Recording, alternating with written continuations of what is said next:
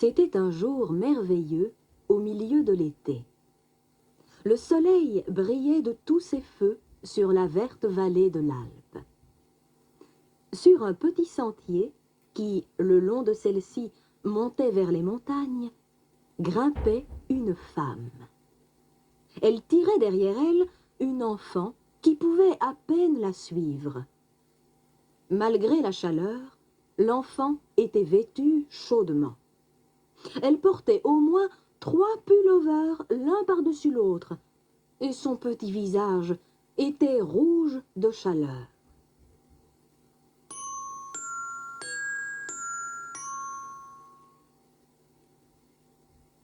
Tante Dete, ainsi s'appelait la femme, avait volontairement mis tous ses habits à l'enfant. De cette façon, elle n'avait pas trop de bagages à porter dans la montagne. Arrivées à mi-chemin, elles s'arrêtèrent un instant. Tout en bas s'étalait le petit village d'où elles venaient, et, loin au-dessus d'elles, se trouvait la petite maison de grand-père, un vieux grognon. Jamais personne n'avait eu un mot gentil du vieil homme isolé. C'est chez ce grand-père que la fillette devrait vivre à partir de maintenant. Depuis la mort de ses parents, elle avait habité chez la tante Dete. Celle-ci, maintenant, pouvait avoir un travail, mais très loin, à Francfort. C'est pourquoi la tante avait décidé que le grand-père devait prendre soin de l'enfant. Tout à coup, elles rencontrèrent Pierre, qui, avec sa horde de chèvres, était en route pour l'alpage. La petite fille le connaissait déjà. « Ah, Pierre !» salua la petite fille. « Bonjour, Heidi !» cria Pierre gaiement. Heidi aurait aimé accompagner Pierre, mais sa tante la tira vers le haut de la montagne. Grand-père était assis sur un banc devant sa maison et fumait une pipe. « Voici l'enfant, » dit tante Dete fermement. « Je ne peux plus m'en occuper. Bonne chance !» Et en courant, elle redescendit la montagne. Heidi jeta immédiatement ses vêtements chauds et s'en alla jouer dehors. L'air de la montagne était si pur que le soir, on avait toujours faim. Grand-père faisait cuire son pain et fabriquait du fromage de chèvre dont Heidi se lécha les doigts. « Où dois-je dormir ?» demanda l'enfant lorsque le soir vint. Le vieil homme haussa les épaules, indifférent. « On cherche un endroit, » grommela-t-il.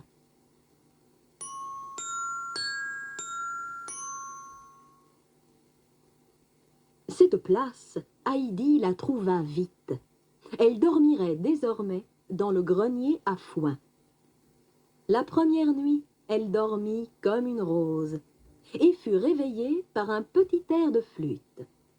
Dehors, Pierre attendait avec ses chèvres. « D'abord se laver et manger, » grogna le grand-père.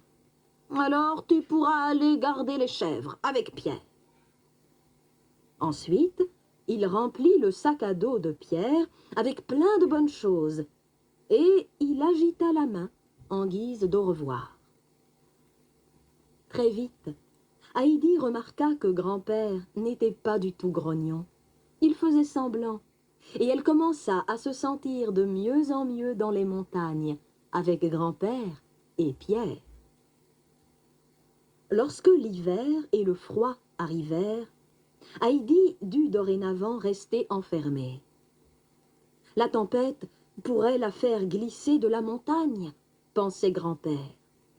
Heureusement, Pierre vint souvent en visite, et un jour, Heidi demanda si elle ne pourrait pas aller rendre visite à sa vieille grand-mère aveugle. Chez la grand-mère de Pierre, Heidi raconta 100 choses amusantes qu'elle faisait avec grand-père. La vieille grand-mère aveugle écoutait, pleine d'étonnement. Personne au village n'avait de bon rapport avec ce vieux grognon. Tous disaient du mal de lui. Cette petite le rendait-elle si heureux qu'il fût à ce point changé? Le lendemain, la vieille femme fut encore plus étonnée, car tout à coup, grand-père arrivait chez elle, à la porte, avec bois et outils. Heidi lui avait raconté combien la petite maison de Pierre et de sa grand-mère était pauvre et abîmée. La neige entrait par les interstices, et le vent froid hurlait dans les volets. Grand-père ne pourrait-il pas faire quelque chose? Et grand-père le faisait, parce que Heidi l'avait demandé. Car, depuis qu'elle habitait avec lui, il était heureux comme il ne l'avait plus été depuis longtemps. Il avait fabriqué un petit tabouret pour Heidi. Ainsi, ils pouvaient s'asseoir ensemble le soir devant le feu. Il la gâtait et prenait soin d'elle. Heidi, qui grandissait de plus en plus, l'aidait à cuisiner, à faire la vaisselle et à s'occuper des chèvres. Qu'ils étaient heureux tous les deux sur la montagne.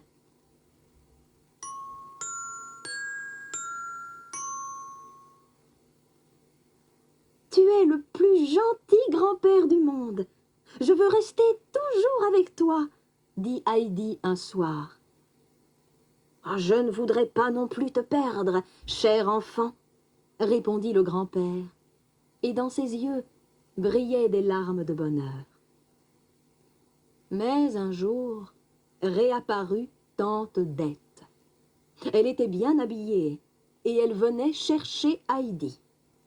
Les gens chez qui elle travaillait étaient immensément riches. Ils voulaient bien prendre soin de Heidi.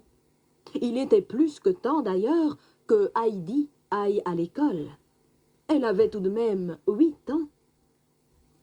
Ces personnes feraient en sorte qu'elle reçoive des leçons, de beaux vêtements et qu'elle aille à l'église. Heidi ne manquerait de rien, et entre-temps, elle pourrait jouer avec leur petite fille, qui était dans un fauteuil roulant. Heidi ne comprenait pas bien l'histoire de tante Dete, mais elle en eut peur. Elle se serra près de son grand-père. Grand-père la serra très fort dans ses bras et dit à la tante « Nous n'avons rien à faire avec tes gens riches. Nous resterons gentiment ensemble ici. Je vous enverrai la police, car vous ne mettez pas Heidi à l'école, grinça la tante. Alors le grand-père se fâcha. Dehors, hurla-t-il. Et tante Dete s'en alla, mais elle emmena Heidi avec elle. Je ne veux pas aller à la ville, pleurait Heidi. Je veux rester avec grand-père, avec Pierre, avec les chèvres et avec les montagnes. Mais sa tante lui promit qu'elle aurait une gentille petite amie et qu'elle aurait des robes merveilleuses. Et puis, si tu ne te trouves pas bien en ville, tu pourras toujours retourner sur les montagnes, promit-elle. Alors, Heidi n'hésita plus.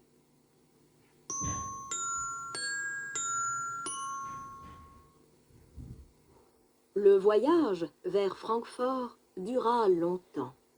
Tard dans la soirée, elles arrivèrent dans la maison où Heidi devait désormais vivre.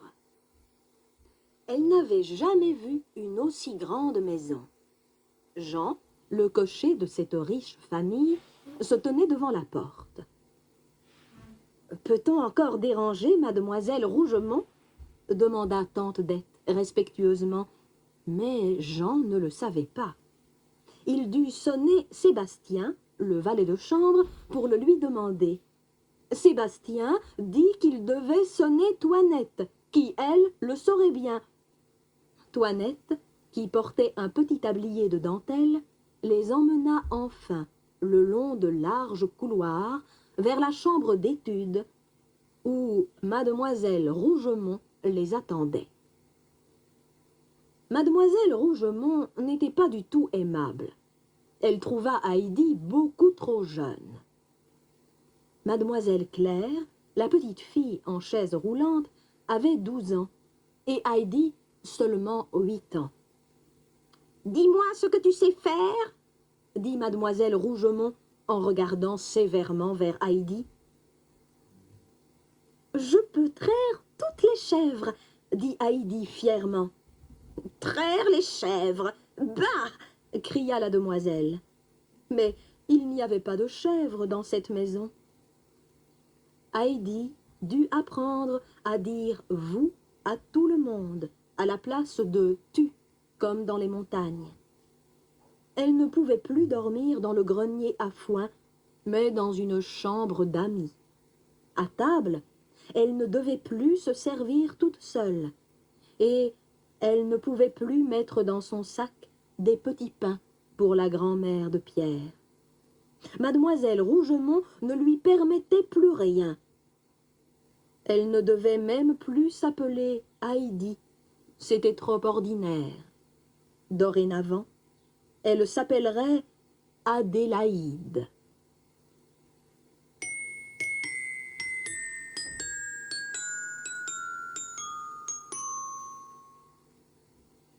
Maintenant, retournez la cassette.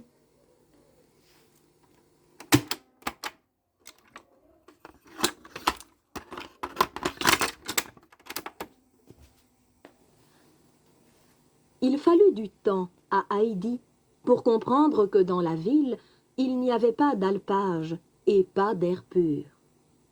C'est pour cela que mademoiselle Claire était si blanche, pensait Heidi. Heureusement que mademoiselle Claire aimait entendre les histoires d'Heidi sur le grand-père et Pierre. Elle aimait en parler souvent, car il lui manquait beaucoup.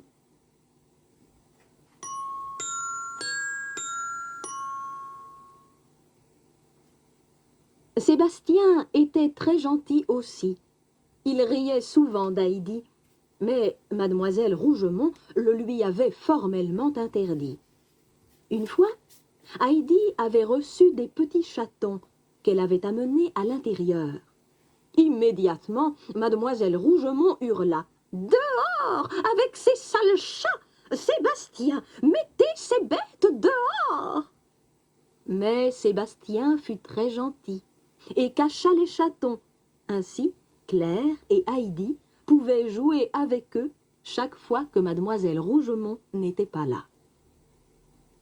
Le professeur, qui venait chaque jour donner des leçons aux petites filles, n'était pas non plus très indulgent. Bien qu'elle fît de son mieux pour apprendre à lire, il grognait toujours en disant qu'elle n'apprendrait jamais. Non, Heidi ne trouvait pas la ville amusante, et les gens sérieux et riches, pas aussi gentils que grand-père et Pierre et la grand-mère. L'après-midi, surtout, était triste. Chacun allait se reposer quelques heures, et Heidi se retrouvait alors toute seule dans sa chambrette. Elle regardait par la fenêtre toutes ces rues et toutes ces maisons, et pensait aux hautes montagnes et à l'air pur. La seule chose qui pouvait encore la rendre un peu heureuse, c'était le grand sac de petits pains pour la grand-mère, car elle gardait en secret chaque jour un petit pain. Mais un triste après-midi, même les petits pains ne purent plus la consoler. Elle prit ses petits pains et son foulard, mit son vieux bonnet et partit. Mais, juste comme elle allait sortir doucement par la porte d'entrée, elle se heurta à mademoiselle Rougemont, qui revenait au même moment de la ville. « Où allez-vous » demanda la demoiselle sévèrement. Heidi éclata en sanglots. « Je veux retourner chez moi » hoquetait-elle. Mademoiselle Rougemont ne sut plus que faire avec une telle enfant, et, pour trouver conseil, elle écrivit à la grand-mère de Claire. Celle-ci vint immédiatement passer quelques jours, au grand effroi de tous, car tout le personnel, et même mademoiselle Rougemont, redoutait cette grand-mère-là. Sauf Heidi, qui la trouva immédiatement gentille.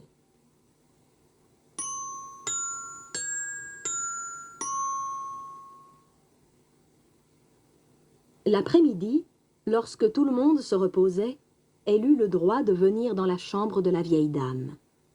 Celle-ci lui lisait de belles histoires, prises dans les livres, d'images magnifiques.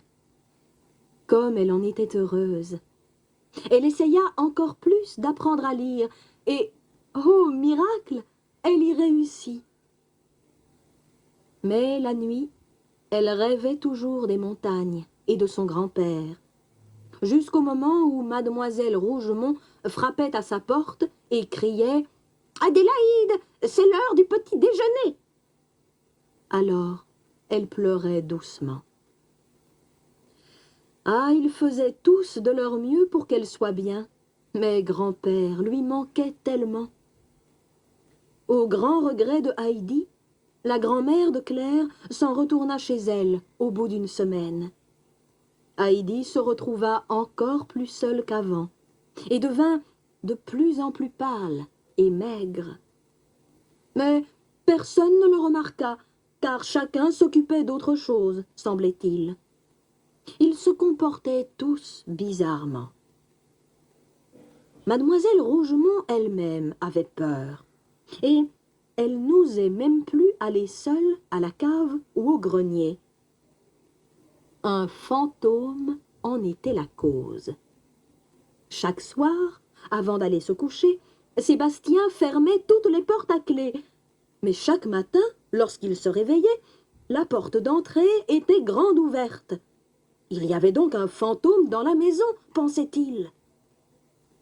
Une nuit, Sébastien et Jean devaient monter la garde. Mais, au milieu de la nuit, ils s'endormirent. Et, lorsqu'ils se réveillèrent, la porte était ouverte. En dernier recours, mademoiselle Rougemont écrivit une lettre à monsieur Saisemont, le père de Claire. Celui-ci était toujours en voyage pour son travail, mais lorsqu'il reçut la lettre, il arriva immédiatement.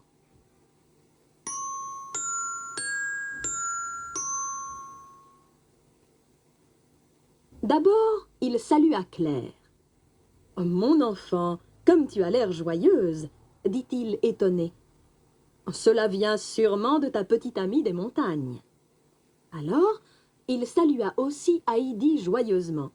« D'abord, il faut que j'attrape un fantôme !» plaisanta-t-il. Ce soir-là, lorsque tout le monde fut au lit, monsieur Saisemont fit venir le docteur. C'était un très bon ami. Il lui raconta l'histoire du fantôme et lui proposa d'attendre ce dernier avec lui. Il plaisantait là-dessus, car il ne croyait pas aux fantômes, le docteur non plus. Pourtant, c'était plus sûr d'être à deux. Ils n'eurent pas à attendre longtemps. Tout à coup, résonna un bruit de pas. Quelque chose bougeait dans le couloir, juste devant la porte d'entrée. Les deux hommes agrippèrent le fantôme et firent la lumière. « Heidi, que fais-tu ici ?» s'écria monsieur Saisemont. Car il n'avait pas attrapé un fantôme, mais Heidi dans sa chemise de nuit blanche. « Chut !» fit le docteur. « Elle est somnambule !» Doucement, il porta la petite fille dans son lit et lui demanda où elle voulait aller. « Chez grand-père, dans les montagnes, » murmura Heidi. Alors, elle se réveilla et se mit à sangloter. Elle raconta qu'elle rêvait chaque nuit de grand-père et de Pierre et des montagnes et des chèvres. Pourtant, chaque matin, elle se réveillait dans cette grande ville, au milieu de toutes ces maisons. Le docteur l'aborda, puis retourna dans la salle. « Cette petite fille est malade de mélancolie, » expliqua-t-il à Monsieur Saisemant. « Que pouvons-nous faire ?» demanda celui-ci. « Ramenez-la dès demain chez elle, » dit le docteur. Immédiatement, Monsieur Saisemant fit tirer du lit tout le personnel. Il devait préparer les bagages d'Heidi pour que tout soit prêt pour son voyage. Lorsque Heidi, le lendemain matin, descendit et vit ses valises prêtes, elle n'y comprit rien. Monsieur Saisemant lui dit alors qu'elle pouvait retourner chez elle, chez son grand-père. Heidi dansa de joie dans la salle, surtout lorsqu'elle reçut un sac plein de petits pains frais pour la grand-mère et toute une saucisse pour Pierre, ainsi qu'un sac plein de tabac à pipe pour grand-père. Claire était triste de perdre sa petite amie, mais le temps pressait, car la voiture attendait. Le voyage de retour parut très long, et le petit cœur de Heidi battit très fort lorsqu'elle aperçut les premières montagnes. Elle se mit à grimper en courant dans la montagne et s'arrêta à mi-chemin pour donner les pains et la saucisse à la grand-mère aveugle. Comme elle fut heureuse, grand-mère, d'entendre sa voix à nouveau. Mais Heidi ne s'attarda pas. Elle courut de nouveau vers la maison en haut de la montagne. De temps en temps, elle s'arrêtait, respirait l'air pur et admirait le merveilleux paysage. Grand-père était encore assis sur le banc devant sa maison et fumait sa pipe. « Grand-père !» cria Heidi. Alors, ils se précipitèrent dans les bras l'un de l'autre. Longtemps encore, ce soir-là, ils restèrent assis sur le banc. Grand-père tenait fermement la main de Heidi, comme s'il n'avait plus voulu la lâcher. Cette nuit-là, de nouveau, Heidi dormit dans le foin, écoutant le souffle du vent et le craquement du bois. Enfin, elle était à la maison.